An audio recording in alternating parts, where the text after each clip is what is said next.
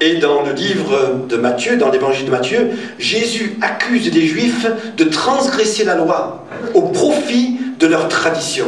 Եվ Մատթեոս ավետարանի մեջ Հիսուսը հրյաներին ամբաստանում է, որովհետև իրենք օրենքից դուրս են գալիս իրենց տրադիցիոնի ավանդությունների պատճառով։ Il disait qu'ils n'étaient pas tenus d'honorer leur père et leur mère. Նա ասում է, որ իրենք չեն հարգում իրենց հայրը եւ մայրը, si ce qui leur revenait était offert à Dieu. Եթե ինչ որ նրանց գար Աստծուն նվիրեն։ En faisant cela, ils n'assistaient pas leurs parents et transgressaient la loi. Եվ այս անելով նրանք չէին հարգում իրենց ծնողները եւ օրենքին հակառակեին։ En disant cela, je suis conscient d'un problème que je soulève. Եվ այս ասելով ես գիտագից եմ մի խնդիրի մասին, որ բարձրացնում եմ։ Lorsqu'on parle d'honneur dû à nos parents. Երբ որ խոսում ենք մեր ծնողներին դալիք հարկանքի մասին։ Quelle attitude devons-nous avoir envers des parents qui sont indignes? Ինչ կեցվածք պիտի ունենանք ծնողների հանդեպ, որ անարժանի են։ Ceux qui nous ont fait souffrir. Որ մեզ չարչարել են։ Ceux qui nous ont maltraités. Որ մեր հետ վատ են վարվել։ Ceux qui ne nous ont pas aimés. Որ մեզ չեն սիրել։ Ceux qui nous ont abandonnés.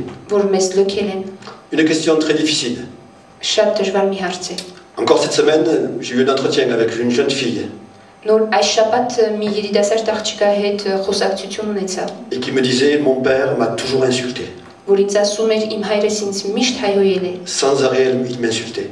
Et sans arrêt, il frappait ma mère. J'ai vu des personnes comme ça, qui souffraient à juste titre. Remplis de haine, d'amertume et de colère vis-à-vis de leurs parents. Alors comment concilier les deux? Honore ton père et ta mère.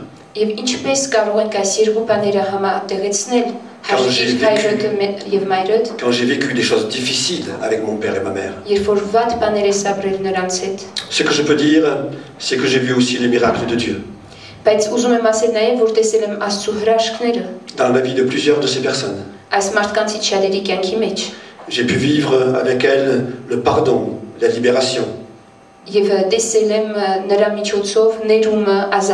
la guérison et la restauration. Et cela est possible avec la puissance de Dieu. Nous passons maintenant à Timothée. Si quelqu'un ne prend pas soin des siens, et principalement de ceux de sa famille, il a renié la foi, il est pire qu'un infidèle.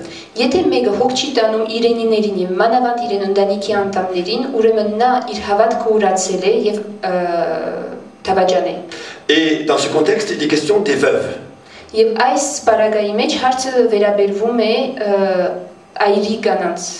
L'apôtre Paul dit que les veuves qui ont des enfants et des petits-enfants, que cela puisse s'occuper d'elles. Et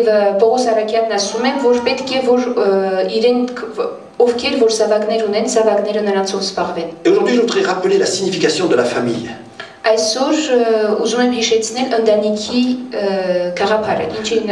La famille représente en premier lieu les personnes qui vivent sous le même toit. Le père, la mère, les enfants.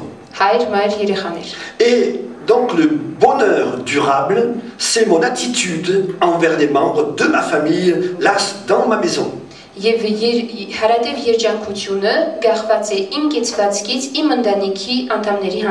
Mais la famille représente aussi l'ensemble des personnes liées par le mariage et par la filiation.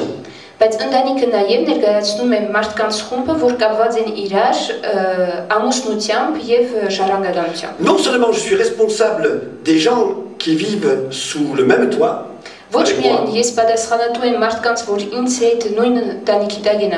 mais j'ai aussi une responsabilité vis-à-vis de ceux qui sont un peu plus loin. Et avec qui j'ai des liens, par mariage ou autre. Et le bonheur durable dépend aussi de mon attitude envers les personnes qui sont un petit peu plus loin.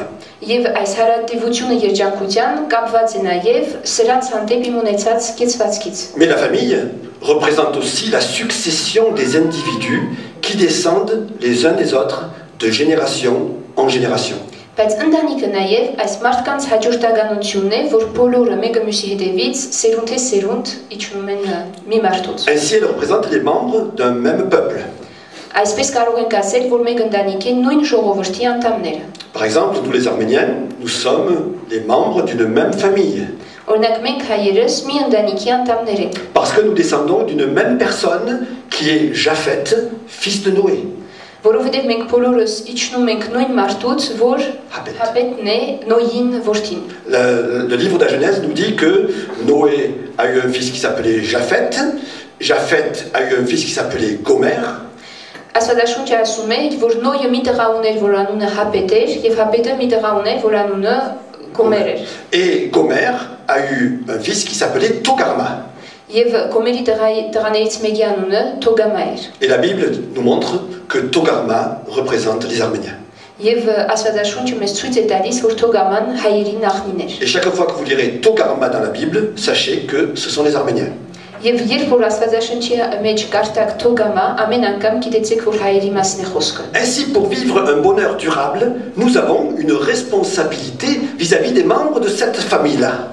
Եվ որպեսզի մեր երջանկությունը հարատև լինի, մենք նաև պատասխանատվություն ունենք մեր ժողովրդի անդամների հանդեպ։ Des gens de notre peuple. Մեր այդ ընտանիքի հանդեպ, մեր ժողովրդի։ Nous pouvons aussi dire que tous les hommes, finalement, nous faisons partie de la même famille.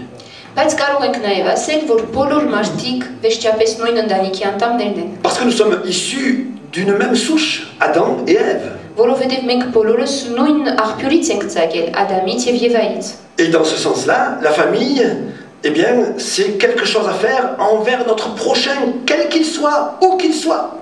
Այսինքն ընտանիքին հոգ տանել նշանակում է լավ բան անել մեր մեծավորի հանդեպ, ով ուզում է լինի, ուր ուզում է լինի։ Lorsque le commandement dit aime ton prochain comme toi-même. Ինչպես պատվիրանն է ասում, սիրիր քո մեծավորը, ինչպես ինքդ քեզ ես սիրում։ Aime le membre de ta famille qui habite en Amérique du Sud. Սիրիր քո ընտանիքի անդամին, որ ապրում է Հարավային Ամերիկայում։ Ou celui qui est noir en Afrique. Կամ սևամորտը, որ Աֆրիկայում է։ Prendre soin de sa famille, c'est cela. C'est cette responsabilité que nous avons envers les membres de notre propre maison, de notre parenté, de notre peuple et du monde entier. Et prendre soin signifie donner de l'importance. Les considérer. Être sensible à leurs attentes et à leurs besoins. Et en même temps, être prêt à s'investir pour eux. Je dirais que cela équivaut à les aimer. Étant enfants de Dieu, nous sommes appelés à être des témoins à Jérusalem. Avec les gens qui habitent sous le même toit que moi. Dans toute la Judée, auprès de notre parenté, en Samarie, parmi notre peuple, et jusqu'aux extrémités de la terre, parmi tous les hommes.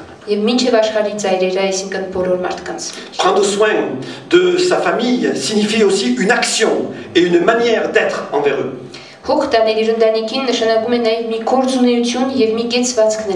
Et pas seulement envers ceux qui sont vivants aujourd'hui, mais aussi envers ceux qui nous ont précédés.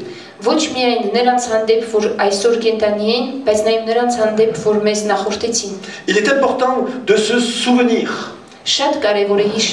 On n'est pas le fruit d'une génération spontanée.